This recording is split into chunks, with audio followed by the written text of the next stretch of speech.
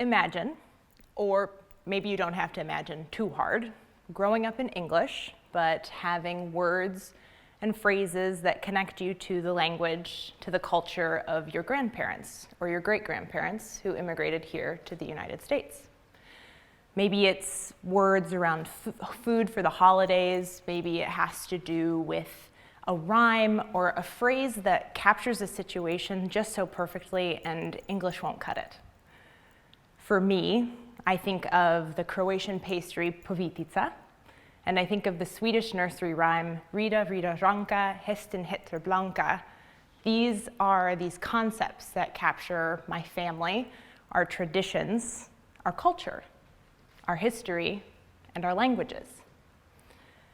Now, when I think of these concepts, for me, I can't help but also think about how loss is associated here. One set of grandparents grew up here in the US with Croatian-speaking parents. They grew up speaking the language at home, but weren't encouraged to use it outside of the home for fear of stigmatization, for fear of bullying. They grew up bilingual. Their teachers did not speak the language in order to help foster its growth outside of the home, so they kept it close. My mother grew up understanding the language around her, but didn't have an opportunity to use it more. Grandchildren, myself included, we have wonderful stories, wonderful traditions, vocabulary that come from both of these languages. But I can't help but think about how there was a missed opportunity here, a chance for bilingualism. Let's think about a present-day scenario. A child you know growing up is speaking Spanish at home with mom and dad. We'll call him David. David also speaks English through his preschool program, and he's enrolled in kindergarten. Now, upon entering kindergarten, it's more than likely that the language of instruction will be in English. In fact, we know that the majority of adults who speak a second language fluently in the US acquired that language through their home situation and not through school. There's tremendous familial connection here, tradition, culture, and identity for David. But I can't help but think as time passes, as the generations go on for him, is it going to be another story, another situation that was similar to my family and to maybe to yours? A loss of an opportunity. If we think about these situations, and we think about what we know here in the US, that Spanish is the second most commonly spoken language in our country, that it is the most commonly taught language when you go to middle or high school and you get to choose to speak another, I think it's right here in front of us. We need to support Spanish-English bilingualism, and we can start so much earlier.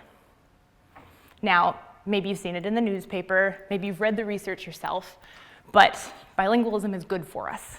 It's been shown to boost cognitive, mental capacities.